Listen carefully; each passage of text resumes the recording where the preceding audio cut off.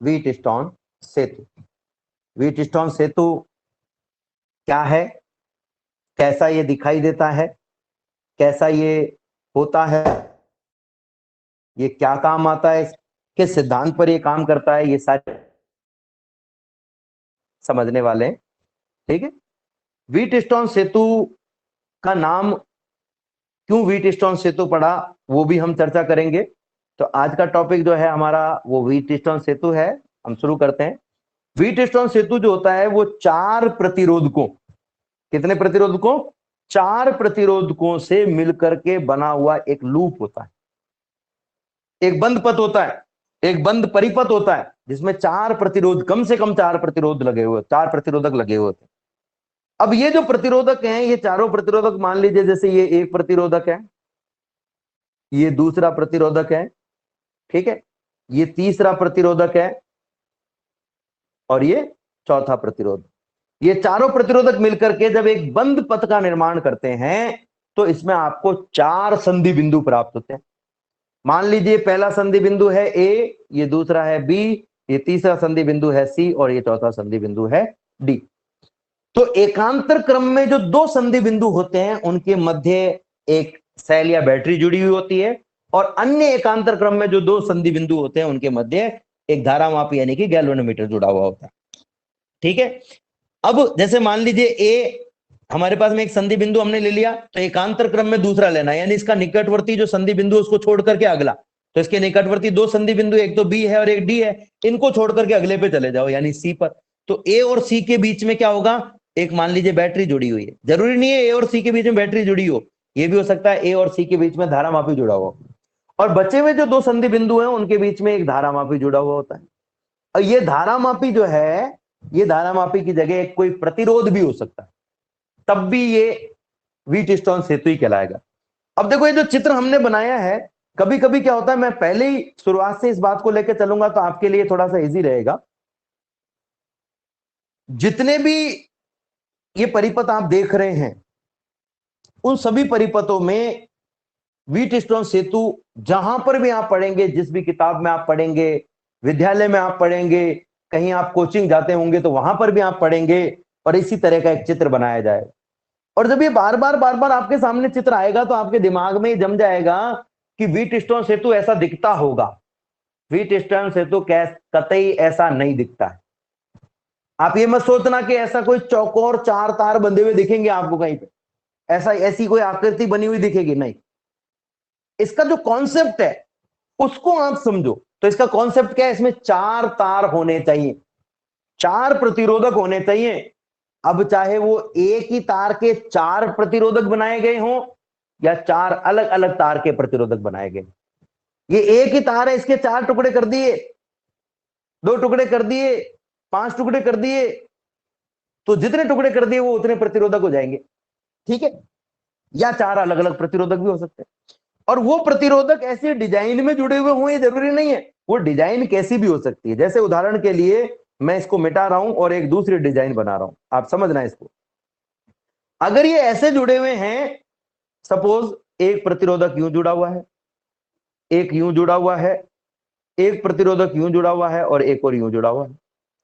इन दोनों प्रतिरोधकों के बीच में एक धारामापी जुड़ा हुआ है और यहां पर एक जुड़ा हुआ है आपके सेल। ये भी व्हीटस्टोन सेतु है, ये भी व्हीटस्टोन सेतु है। और अगर मान लो सपोज इसकी जगह ऐसा है कि इस सिरे और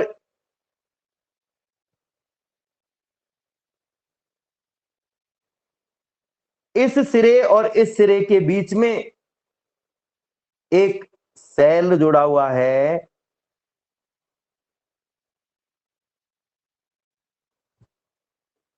और जो दूसरा ये सिरा है इन दोनों सिरों के बीच में, इसमें एक धारामापी जुड़ा हुआ है, यहां एक धारामापी जुड़ा हुआ है, तो भी एक व्हीटस्टोन सेतु है। एक तार ऐसा है, दूसरा तार ऐसा है, तीसरा तार ऐसा है, चौथा तार ऐसा है, सपोज। ठीक है, तो इस सिरे और इस सिरे के बीच में अगर एक धारामापी जुड़ा हुआ है या कोई प्रतिरोध जुड़ा हुआ है और इस सिरे और इस सिरे के बीच में अगर एक सेल जुड़ा हुआ है तो ये भी एक व्हीटस्टोन सेतु है। यानी हमने देखा कि सारे व्हीटस्टोन सेतु जो हमने अभी बनाए हैं उन सब की डिजाइन ऐसी नहीं है। ये डिजाइन कैसी भी हो सकती है लेकिन कॉन्सेप्ट ऐसा ही होना चाहिए। कॉन्सेप्ट में क्या होना चाहिए?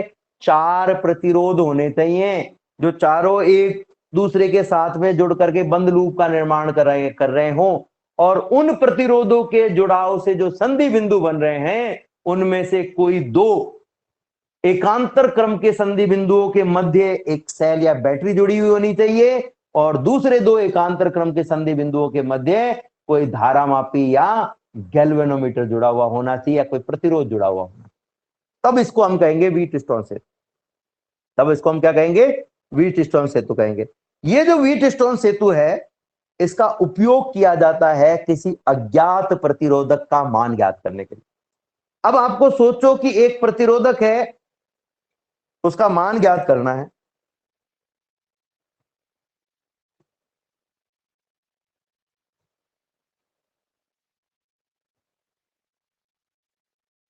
एक प्रतिरोधक है आपके पास में और उस प्रतिरोधक का आपको मान ज्ञात करना है कि इसका प्रतिरोध कितना है। तो जिसका मान ज्ञात करना है उसको इस व्हीटस्टोन सेतु की किसी एक भुजा में जोड़ दो। जैसे मान लो इस Q को हटा के यहां पे ये वाला प्रतिरोध जोड़ दो, या इसको S को हटा के यहां पर ये वाला प्रतिरोध जोड़ दो, या R को हटा के यहां पर ये वाला प्रतिरोध जोड़ दो, या P को हटा करके ये वाला प्रतिरोध जोड़ दो। तो हम इस प्रतिरोध का मान आसानी से ज्ञात कर सकेंगे।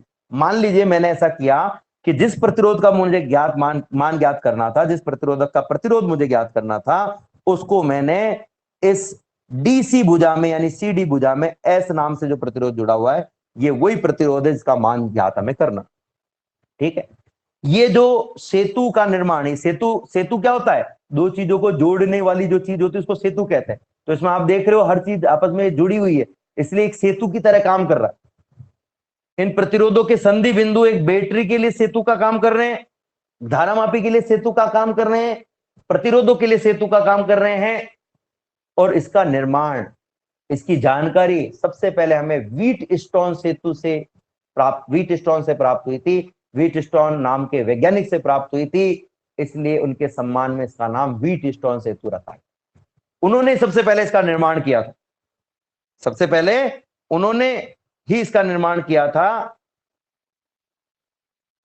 इसलिए इसे व्हीटस्टोन। अब अगर हम बात इससे आगे कि भाई ये व्हीटस्टोन सेतु वर्क कैसे करता है, तो देखिए जब भी हम बात करेंगे व्हीटस्टोन सेतु की, तो व्हीटस्टोन सेतु में क्या होता है, जैसे मैं यहां चित्र बना रहा हूं, आपको चित्र से समझ में आ जाएगा। ये एक प्रतिरोधक है, ये एक और प्रतिरोधक है, ये एक और प्रतिरोधक है, और ये एक और प्रतिरोधक है। ये 4 प्रतिरोधक जुड़े हुए हैं। ये P है, ये Q है, ये R है और ये S है। यहां पर एक बैटरी या एक हम ये कहें सेल जुड़ा हुआ है। इस बैटरी या सेल के द्वारा एक धारा I प्रवाहित हो रही है। ये I जैसे ही इस संधि बिंदु A पर पहुंचती है, ये B संधि बिंदु है, ये C संधि बिंदु है और ये D संधि बिंदु है, और यहां पर एक गैल्वेनोमीटर, एक धारामापी लगा हुआ है, गैल्वेनोमीटर लगा हुआ है। धारामापी को अंग्रेजी में गैल्वेनोमीटर कहते हैं, जिसका प्रतिरोध G है। इसका भी कोई ना कोई प्रतिरोध है। तो जैसे ही ये धारा इस ए बिंदु पर पहुंचती है तो किरचॉफ का नियम ये कहता है कि इस संधि पर सारी धाराएं केवल आ नहीं सकती, कुछ धाराओं को इससे बाहर भी निकलना पड़ेगा, क्योंकि आने वाली धाराओं का कुल मान जाने वाली धाराओं के कुल मान के बराबर होता है। तो इस संधि पर आते ही ये आई धारा 2 भागों में बट जाती है। एक भाग जाता है प्रतिरोध P में I1, और एक भाग जाता है प्रतिरोध P2 में I2। ठीक है, मान लीजिए कि ए सिरे का जो विभव है वो है 10 वोल्ट। कितना है? 10 वोल्ट। अब अगर ये P प्रतिरोध पर विभव पतन ज्यादा हुआ, P प्रतिरोध पर विभव पतन ज्यादा हुआ, मान लीजिए 10 वोल्ट में से 8 वोल्ट का विभव पतन हो गया, इसका मतलब दूसरे सिरे पर विभव कितना रह गया? 2 वोल्ट। और जो R प्रतिरोध है इस पर विभव मान लो 4 वोल्ट का हुआ, इसका मतलब ये 10 से 4 घट करके दूसरे सिरे पर कितना रह गया? 6। विभव पतन का मतलब है इतना कम हो गया है, 10 से यहां पहुंचते पहुंचते 4 कम हो गया तो 6 रह गया, यहां 8 कम हो गया तो 2 हो गया। तो बी सिरे पर तो 2 वोल्ट है और डी सिरे पर कितना वोल्ट है, 6 वोल्ट। तो जो विद्युत धारा है वो उच्च विभव से निम्न विभव की ओर, यानी डी सिरे से बी सिरे की ओर बहेगी इस धारा मापी में। ठीक है। और अगर इसका उल्टा हो जाए कि बी सिरे का जो विभव है वो ज्यादा हो और ए सिरे का जो डी सिरे का जो विभव है वो कम हो। ठीक है। ये विभव कम ज्यादा क्यों हो रहा है, इसका कारण तो आपको समझ में आ गया होगा, क्योंकि दोनों प्रतिरोधों पर जो विभव का पतन है वो अलग अलग है, और विभव का पतन यानी विभव में अलग अलग कमी आएगी तो जो बचा हुआ विभव रहेगा दूसरे सिरे पर वो भी अलग अलग रहेगा। ये बिल्कुल वैसे है जैसे आपने दो लोगों को कुछ पैसे दिए और दोनों ने अलग अलग पैसे खर्च किए। आपने दोनों को 10-10 रुपए दिए और एक ने मान लीजिए कि 5 रुपए खर्च किए और दूसरे ने 8 रुपए खर्च किए, तो जिसने 5 किए हैं उसके पास 5 बच जाएंगे और जिसने 8 किए हैं उसके पास में 2 बचेंगे। तो जैसे ही इस प्रतिरोध पर विभव पतन होता है, विभव पतन होने पर जो बी सिरा और डी सिरा है उस पर भी विभव का मान अलग अलग होता है। अगर बी सिरे का विभव जिसको हम कहें वीबी वो ज्यादा है और डी सिरे का जो विभव है जिसको हम कहेंगे वीडी वो कम है, तो जो विद्युत धारा है if VB is greater than VD, तो जो विद्युत धारा है वो कहां बहेगी, बी से डी की ओर बहेगी। और इसका तरीका मैंने आपको बताया कि मान लो ए सिरे पर कितने वोल्ट था, 10 वोल्ट था। ठीक है। और अगर इस पी प्रतिरोध पर ए सिरे का विभव है 10 वोल्ट, अगर इस पी प्रतिरोध पर विभव पतन 8 वोल्ट का हो जाए तो बी सिरे पर केवल 2 वोल्ट ही रह जाएगा। और जो आर प्रतिरोध है इस पर विभव का पतन 9 वोल्ट हो जाए तो डी सिरे पर विभव 1 वोल्ट ही रह जाएगा। तो बी सिरे पर 2 वोल्ट और डी सिरे पर 1 वोल्ट, तो हम कहेंगे जो विद्युत धारा है वो बी सिरे से डी सिरे की ओर बहेगी, यानी बी सिरे पर विभव का मान डी सिरे से ज्यादा है तो विद्युत धारा धारामापी में बी से डी की ओर बहेगी। और अगर मान लो कि जो पी प्रतिरोध है इस पर तो विभव पतन 8 वोल्ट का ही हो रहा है और इस वजह से बी सिरे पर पहुंचते पहुंचते ये कितना रह गया, ओनली 2 वोल्ट रह गया। लेकिन जो प्रतिरोध आर है इस पर जो विभव पतन हो रहा है वो 6 वोल्ट का ही हो रहा है, तो डी सिरे पर पहुंचते पहुंचते वोल्टेज कितना रह जाएगा, 4 वोल्ट। 6 तो कम हो गया तो 4 रह गया। तो अब आप देखेंगे कि डी सिरे का विभव बी सिरे के विभव से, डी सिरे का विभव बी सिरे के विभव से ज्यादा है, इसलिए जो विद्युत धारा का प्रवाह है इस धारामापी में वो डी से बी की ओर होगा। यानी हम कंक्लूड अगर इसको एक साथ करके कहना चाहें तो हम कह सकते हैं कि यदि बी सिरे पर विभव का मान डी सिरे पर विभव के मान की तुलना में ज्यादा हो तो विद्युत धारा बी से डी की ओर बहती है, क्योंकि विद्युत धारा हमेशा उच्च विभव से निम्न विभव की ओर बहती है। और अगर डी सिरे पर विभव का मान बी सिरे पर विभव के मान के बराबर हो तो जो विद्युत धारा है वो डी से बी की ओर बहती है। लेकिन अगर डी सिरे पर विभव का मान और बी सिरे पर विभव का मान बराबर हो जाए, और ऐसा कब हो सकता है, ऐसा तब हो सकता है जब इस प्रतिरोध पर विभव पतन और इस प्रतिरोध पर विभव पतन बराबर हो। मान लो दोनों पर 3-3 वोल्ट का विभव पतन हुआ है, तो 10 वोल्ट था ए सिरे पर, 3 वोल्ट का विभव पतन हो गया तो बी सिरे पर रहते पहुंचते पहुंचते 7 वोल्ट रह गया। ऐसे आर पे भी 3 वोल्ट का विभव पतन हुआ तो डी सिरे पर पहुंचते पहुंचते 7 वोल्ट हो गया। अब बताओ धारा किस दिशा में बहेगी धारामापी में, अब धारा बी से डी की ओर बहेगी या डी से बी की ओर, तो अब विभव बराबर है, और जब विभव बराबर होता है तो विद्युत धारा का प्रवाह दोनों सिरों के मध्य में नहीं होता है। यानी ना तो विद्युत धारा बी से डी की ओर बहेगी ना डी से बी की ओर बहेगी, यानी धारामापी में विक्षेप, धारामापी में कोई भी विद्युत धारा नहीं बहेगी। और धारामापी में विद्युत धारा नहीं बही तो धारामापी की जो सुई है जो विद्युत धारा के प्रवाह को पढ़ती है वो 0 पर बनी रहेगी, 0 पर बनी रहेगी, क्योंकि धारा ही नहीं बह रही तो 0 पे रहेगी।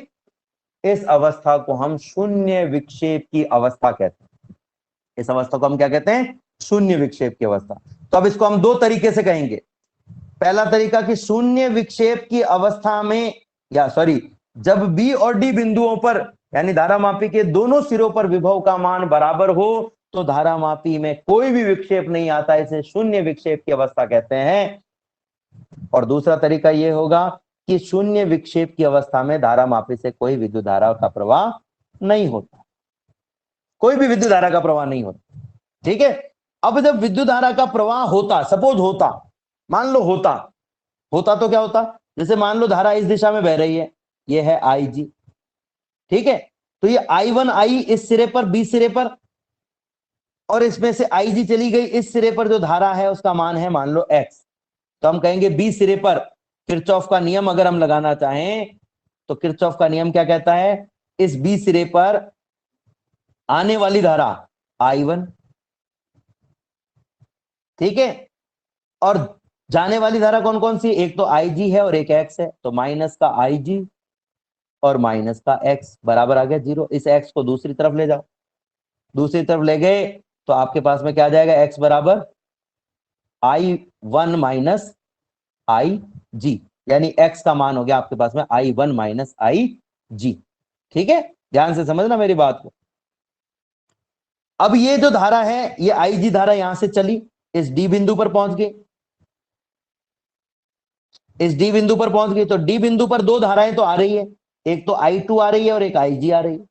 तो डेफिनेटली तीसरी धारा इससे जा रही होगी, क्योंकि सारी धाराएं किसी भी संधि पर, सारी धाराएं केवल प्रवेश नहीं कर सकती और केवल बाहर नहीं निकल सकती, कुछ बाहर निकलेंगी तो कुछ प्रवेश करेंगी, और बाहर निकलने वाली धारा का मान प्रवेश करने वाली धाराओं के बराबर होगा।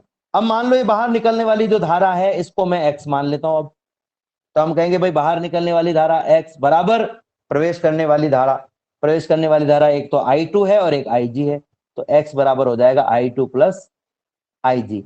यानी इस प्रतिरोध में तो बहेगी धारा आई वन माइनस आई जी, और इस प्रतिरोध में धारा बहेगी आई टू प्लस आई जी। ठीक है, तो ये चित्र को मैं यहां से मिटा रहा हूं और आप देख सकते हो कि यही मैंने यहां आपको पीडीएफ में जो दिखाई दे रहा है वहां पर भी बनाया है। ये कब होगा? ये तब होगा जब धारा बी से डी की ओर धारामापी में बहेगी और उसका मान आई जी हो। और अगर, ध्यान से सुनना मेरी बात को, और अगर धारा डी से बी की ओर बहती तो ज्यादा फर्क नहीं पड़ता, ऊपर वाले में प्लस आ जाता, नीचे वाले में माइनस, यानी ऊपर हो जाता आई वन प्लस आई जी और नीचे एस में जो धारा है, क्यू में जो धारा है वो तो हो जाती आई वन प्लस आई जी, और एस में जो धारा है वो हो जाती आई टू माइनस आई जी। ठीक है, लेकिन शून्य विक्षेप की अवस्था में क्या होगा? इस आई जी का मान जीरो हो जाएगा, ये जो आई जी है इसका मान जीरो हो जाएगा। जब आई जी का मान जीरो हो जाएगा तो आई वन माइनस आई जी का मान कितना होगा? आई जी का मान जीरो रख दोगे तो इसकी जगह आ जाएगा आपके पास में आई वन, जीरो रख दिए तो हट गया, यानी कि क्यू प्रतिरोध में धारा बह रही है आई वन। ठीक है, और ऐसे ही एस प्रतिरोध में जो धारा बह रही थी आई टू प्लस आई जी, इसमें से आई जी का मान जीरो रख दो तो आई टू प्लस जीरो बराबर हो जाएगा आई टू, यानी यहां धारा हो जाएगी आई टू। अब अगर इस चित्र को आप ध्यान से देखोगे बच्चों, तो हम यहां देख पा रहे हैं कि हमारे पास में दो प्रतिरोध है जिनमें धारा आई वन बह रही है और दो प्रतिरोध है जिनमें धारा आई टू बह रही है। दो प्रतिरोध आई वन वाले कौन कौन से? तो पी और क्यू में तो बह रही है आई वन, और आर और एस में बह रही है आई टू। ठीक है, और जो धारामापी है उसमें कोई धारा नहीं बह रही है। कब? शून्य विक्षेप की अवस्था में। चित्र में तो मैंने दिखाई है, वो शून्य विक्षेप की अवस्था नहीं है इसलिए दिखाई है, पर शून्य विक्षेप जब होगा तो इसमें कोई धारा नहीं बहेगी। अब अगर मैं बारी बारी से दो लूप लूं, ठीक है, पहला लूप मैं ले रहा हूं ए बी डी ए, ये वाला पहला लूप मैंने क्या लिया? A B D A. ठीक है, तो आप देखो सबसे पहले हम क्या चलेंगे? ए से बी की तरफ, ये ए से बी की तरफ गए, ए से बी की तरफ जा रहे हैं तो धारा की दिशा में जा रहे हैं कि धारा के विपरीत जा रहे हैं बच्चों? की दिशा में।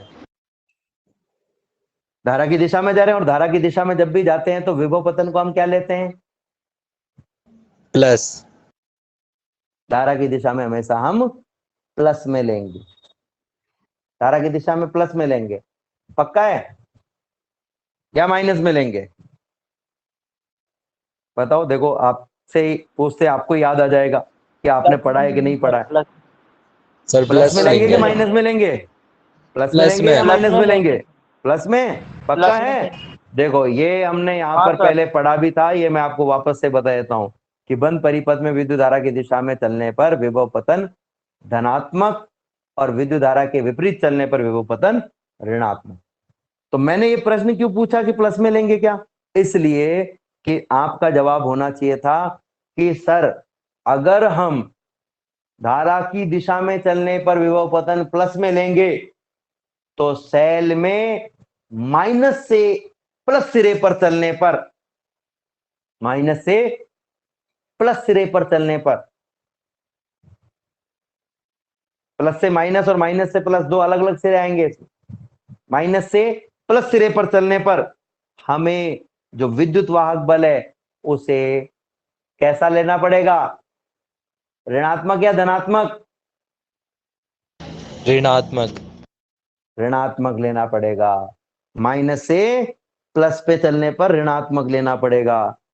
और अगर हम विद्युत धारा की दिशा में चलने पर विभव पतन को धनात्मक लेने की बजाय ऋणात्मक लेते हैं तो सेल में हमें माइनस से प्लस पे चलने पर विभव पतन को ऋणात्मक की जगह धनात्मक लेना पड़ेगा। तो ये कोई फिक्स नहीं है कि धारा की दिशा में चलने पर आप धनात्मक ही लो, लेकिन मैंने जैसे उस दिन कहा था कि अगर आप धनात्मक ले रहे हो, यानी जो मैंने आपको थोड़े दिन पहले पढ़ाया था वो रूल काम में ले रहे हो, तो सेल के लिए भी वही रूल काम में लेना। और अगर आप ये रूल को उल्टा कर देते हो तो जो सेल के लिए रूल पड़ा था उसको भी उल्टा कर देना। ठीक है, तो अभी हमने जो पढ़े थे हम उन्हीं रूल को काम में ले लेते हैं। तो धारा की दिशा में चलने पर हम क्या लेंगे? ए बी डी ए में प्लस में, तो ये हो गया हमारे पास में I1 इंटू पी। विभव पतन का मान निकालने के लिए हम क्या करेंगे? धारा को प्रतिरोध से गुणा कर देंगे, I1 इंटू पी हो गया। अब हम ए से बी पर गए थे, बी से कहां जाएंगे हम? डी पर, तो बी से डी पर गए। अब बी से डी में तो कोई धारा बह ही नहीं रही, शून्य विक्षेप की अवस्था में, शून्य विक्षेप की अवस्था में कोई धारा नहीं बह रही है, तो हम इसका जो विभव पतन लेंगे वो कितना होगा? जीरो। अब ये जो जीरो है ये आपको ऐसे लिखना है, जीरो इंटू जी, कि प्रतिरोध तो जीरो नहीं है, इसमें जो धारा बह रही है वो जीरो। ठीक है, जो धारा बह रही है वो जीरो है। अगर इस चित्र के हिसाब से हम चलें, ये चित्र जो बन रहा है उसके हिसाब से हम चलते तो हम इसको और दूसरे तरीके से कैसे लिखते हैं? हम लिखते कि जो पहला लूप है हमारे पास में, पहला लूप ए बी डी है, उसमें ए से बी पर जाने पर I1 इंटू पी। अभी हम ये नहीं ले रहे हैं कि ये शून्य विक्षेप की अवस्था है कि अशून्य, हम ये मान रहे हैं कि बी पर विभव ज्यादा और डी पर विभव कम है, यानी धारा बह रही है बी से डी की ओर। अब आप बी से डी पर गए तो धारा की दिशा में जा रहे हो, धारा की दिशा में जा रहे हो तो आपको क्या करना पड़ेगा? प्लस में लेना पड़ेगा, आई जी इंटू जी, धारा इंटू प्रतिरोध विभव पतन। ठीक है, अब उसके बाद में डी से हम कहां पे जाएंगे? ए पर, तो ये डी से ए पर गए, ये डी से ए पर गए। डी से ए पर जब हम गए तो धारा की दिशा में गए कि विपरीत गए?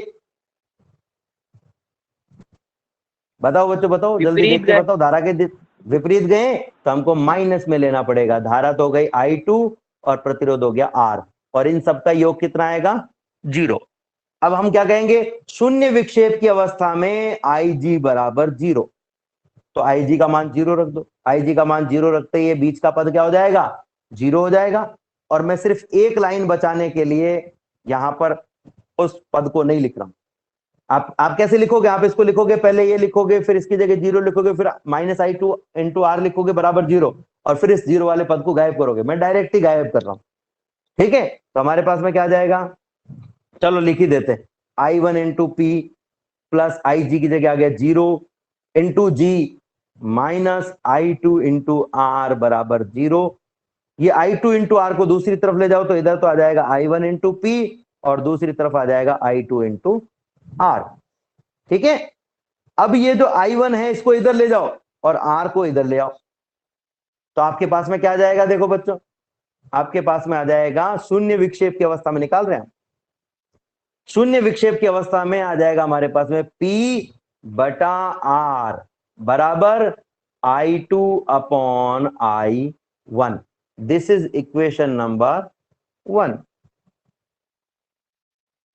यही देखो आगे भी निकाला हुआ है, आप यहां देख सकते हो, ये निकाला हुआ है as it is I1 into P, loop A B D A में I1 into P, by mistake IG into G लिख दिया है मैंने, माइनस लिख दिया यहाँ पे बाई मिस्टेक, इसको प्लस कर लेना, यहाँ पर प्लस कर लेना, ठीक है।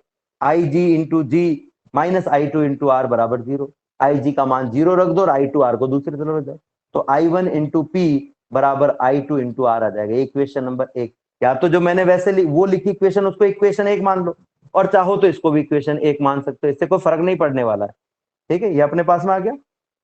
अब देखो दूसरे लूप में चलते हैं, वापस पीछे चलते हैं क्योंकि लूप तो आपको पीछे दिखाई दे रहा है।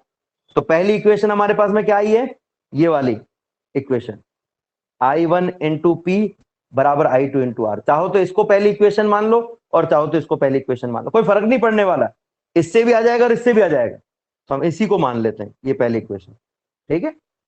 अब हम इससे आगे चलें, दूसरे लूप में चलते हैं। दूसरा लूप कौन सा है हमारे पास में, तो दूसरा लूप हमारे पास में है ये वाला BCDB, BCDB में सबसे पहले हम कहां जाएंगे, B से C पर। अब जब आप B से C पर गए, ठीक है, B से C पर गए तो आप धारा की दिशा में चल रहे हो, धारा की दिशा में चलोगे तो आपको क्या लेना पड़ेगा, विभव पतन को प्लस में लेना पड़ेगा, तो ये हो जाएगा I1 माइनस जी, ये तो होगी माइनस IG, सॉरी गलती से जी लिख दिया, माइनस IG इंटू प्रतिरोध, ये हो गया विभव पतन।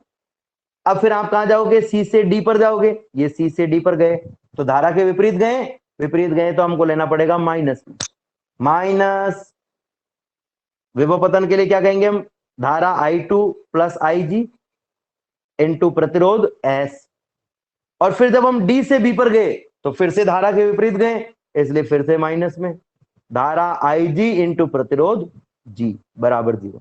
समझ में आया कि नहीं आया बच्चों, देखो I1 इंटू जी, I1 माइनस जी ये धारा है, इसको हमने प्रतिरोध Q से गुणा कर दिया तो हमारे पास विभव पतन आ गया। विभव पतन निकालने के लिए क्या करोगे, धारा को प्रतिरोध से गुणा कर दो। जब हम C से D पर गए तो वहां धारा थी I2 प्लस जी, इसको इसके प्रतिरोध से गुणा कर दिया और धारा के विपरीत चल रहे थे इसलिए माइनस में ले ली। और जब हम D से B पर गए तो गैल्वेनोमीटर यानी धारामापी का प्रतिरोध था G, उसको धारामापी की धारा IG से गुणा कर दिया। अब शून्य विक्षेप की अवस्था में हम क्या कहेंगे, IG का मान है 0। शून्य विक्षेप की अवस्था में IG का मान 0 है, तो जो पहला पद है उसमें से IG का मान 0 रखो तो क्या बच जाएगा, केवल I1 बचेगा, तो हमारे पास में आ जाएगा I1 इंटू क्यू माइनस, दूसरे पद में भी देखो I2 प्लस IG में से IG 0 हो गया तो रह गया I2 इंटू S, और लास्ट वाला पद माइनस 0 इंटू जी बराबर 0। ये जो I2 इंटू एस इसको दूसरी तरफ ले जाओ तो आपके पास में आ जाएगा I1 इंटू क्यू बराबर I2 into S, I2 into S. ये समीकरण संख्या 2 हो गई हमारे पास, 2 समीकरण आ गई हमारे पास में। अब दोनों समीकरणों को मैं बारी बारी से वापस से लिख रहा हूं। पहली समीकरण हमारे पास में आई थी I1 इंटू पी बराबर I2 इंटू आर। दूसरी समीकरण हमारे पास में क्या आई है, I1 इंटू क्यू बराबर I2 इंटू एस। अगर मैं इस पहली समीकरण में दूसरी समीकरण का भाग दे दूं तो क्या आएगा बच्चों हमारे पास में, I1 इंटू पी बटा I1 इंटू क्यू बराबर I2 इंटू आर बटा I2 इंटू एस। लेफ्ट में लेफ्ट साइड का भाग दिया, राइट में राइट साइड का, I1 से I1 कट गया, I2 से I2 कट गया, क्या आ गया आपके पास में, क्या है आपके पास में, देखते हैं। हमारे पास समीकरण आया P बटा क्यू बराबर R बटा S, ठीक है। क्या समीकरण आया हमारे पास में, जो समीकरण आया मैं फिर से लिख रहा हूं, हमारे पास में आया है P बटा क्यू बराबर R बटा S। अब अगर मैं इस Q को इधर लेके जाऊं और इस R को इधर लेके आऊं तो हमारे पास में एक नया समीकरण आ जाएगा P बटा R बराबर Q बटा S। आप ध्यान से देखना, एक बहुत इंपॉर्टेंट बात नजर आ जाएगी, इस समीकरण को देखो आप, P और Q जो दोनों अनुपात में है, आप पिछले चित्र में जाके देखोगे तो P और Q दोनों पड़ोसी प्रतिरोध है एक दूसरे के। देखो P का पड़ोसी Q है और R अपॉन S में R का पड़ोसी S है। और जब हमने इस समीकरण का दूसरा रूप लिखा P बटा R बराबर Q बटा S, मैं इस तरफ भी लिख देता हूं इसको, तो इस समीकरण को, ये अरे यार मिटाना है, मिटाने की बजाय हमारे पास में दूसरा रूप क्या है समीकरण का, P बटा R बराबर Q बटा S। देखो पहला रूप था या P बटा Q बराबर R बटा S। आप ध्यान से देखो P और Q पड़ोसी, R और S पड़ोसी, ये P और Q पड़ोसी हैं और R और S पड़ोसी हैं, ठीक है।